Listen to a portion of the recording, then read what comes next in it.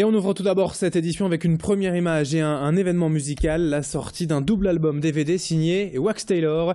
L'artiste DJ électro, roi du trip-hop, Jean-Christophe Lessou, de son vrai nom, était vendredi au Sécu, le centre euro-régional des cultures urbaines. Il a composé un album 100% lillois, après plusieurs mois de résidence à Lille, et surtout un concert symphonique exceptionnel au printemps dernier au théâtre Sébastopol. Wax Taylor a notamment collaboré avec le Conservatoire de musique de Lille. 40 élèves étaient avec lui sur scène lors de ce concert pour une association unique de la musique classique et symphonique, du hip-hop et de la musique électro.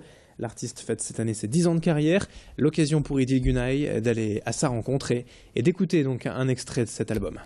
Je crois que ça a démarré surtout déjà sur un premier bilan de 10 ans, c'est-à-dire 10 années de musique avec pas mal de choses, des essais, des tentatives, des chemins. C'était le moment où en fait, j'avais un peu le sentiment de savoir ce que je voulais. Donc c'est parti de là, en fait, c'est parti il y a 10 ans du sentiment d'être enfin capable de synthétiser ce que j'avais envie de faire, c'est-à-dire justement de partir un petit peu dans des univers différents et qui me correspondaient.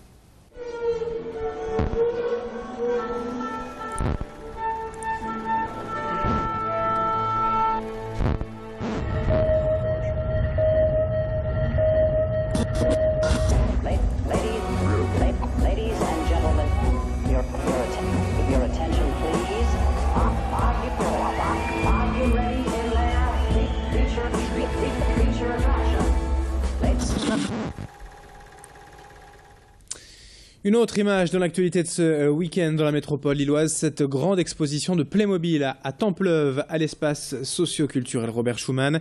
Au programme, 12 thèmes présentés par une trentaine de passionnés allant de la guerre au cirque, en passant par les pirates ou encore le monde féerique. Pour les princes et les princesses, pour les enfants, pour les grands, en tout des milliers de personnages, de figurines mises en scène par une trentaine de passionnés, de collectionneurs, avec surtout des décors et des costumes uniques, créés et customisés par les exposants eux-mêmes. Durant le week-end, plus de 11 000 visiteurs sont venus rêver devant ces Playmobil. Des passionnés, amateurs ou simples curieux, petits et grands en famille. Louis Caillé est également allé faire un tour à cette exposition et a rencontré le public. Les expos sont sympas parce que c'est assez varié. J'ai bien aimé le stand Retour vers le futur, avec les modifications des personnages, c'est sympa. Le cirque, la fête foraine ou les moments de la guerre. Alors qu'est-ce qui t'a le plus plu ? Le cirque. Surtout le cirque, le Vietnam, le Retour vers le futur, enfin tout quoi. Moi j'aurais dit aussi le cirque aussi. Je trouve qu'il y a de la lumière, enfin... Moi je trouve qu'il est bien fait, il est grand, donc on dirait vraiment le vrai cirque en fait. J'ai tout aimé, mais ce que je préfère c'est le cirque vu que j'en fais. Les caravanes a l'air bien, l'intérieur aussi, donc oui, il a l'air vrai. Allez, on enchaîne dans cette édition avec le portrait de la rédaction. On vous présente aujourd'hui une boutique à Waterloo, plus précisément une cordonnerie vieille et de 50 ans.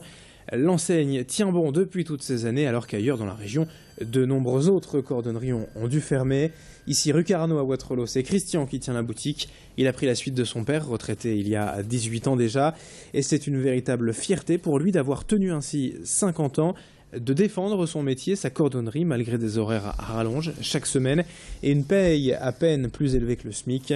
Cet artisan explique les fermetures de cordonnerie justement par le manque d'attrait des jeunes pour cette profession. Lui, plus que jamais, reste passionné et Tanguy Lécluse est allé le rencontrer.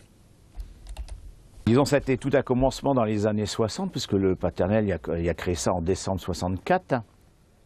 Et puis, nous, comme tous les enfants de ce temps-là, des commerçants, on a vécu dedans, quoi. Donc pour nous, ça a été une continuité. Bon, après, il y a les aléas de la vie qui m'ont... Je veux dire, j'ai eu un grave accident de la circulation, donc forcément, je suis resté plus souvent ici. Et puis, je veux dire, dans toute la logique, j'ai repris... j'ai commencé d'abord à travailler avec le paternel en tant que salarié. Et quand il a pris sa retraite, c'est là que moi, j'ai tout repris derrière. Et puis on termine ce journal avec les premières images sur Grand Lille TV du salon Aménago 2014. La 10e édition s'est ouverte ce samedi à Lille Grand Palais.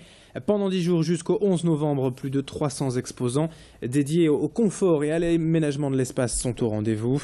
C'est le salon incontournable bien sûr pour aménager son intérieur, avec tous les professionnels et spécialistes de la décoration qui sont présents, et aussi des cours, des ateliers, des conférences, une zone spéciale Do It Yourself, faites-le vous-même. Tous les bons conseils à savoir et à connaître pour sa maison en 9 espaces délimités. Et côté tarif, comptez 3 € l'entrée, gratuit aujourd'hui, ce lundi pour les femmes, gratuit aussi demain mardi pour les seniors de plus de 60 ans. Louis Caillé est allé y faire un tour ce week-end. Parti pour une première acquisition, donc c'est notre première maison, c'est un grand moment. Ouais. Mais on a besoin d'inspiration un peu pour la décoration, pour les prix, donc on faisait un tour pour avoir des idées. Notre venue sur le salon, c'est effectivement découvrir ce qui se fait de nouveau, un peu dans tous les domaines.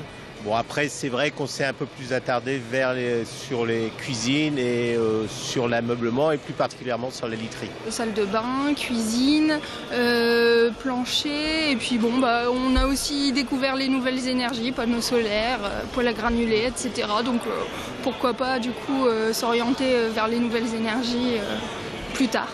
J'ai déjà fait quelques stands et c'est vrai que j'ai laissé mes coordonnées. Je pense trouver dans la région ce dont j'ai besoin.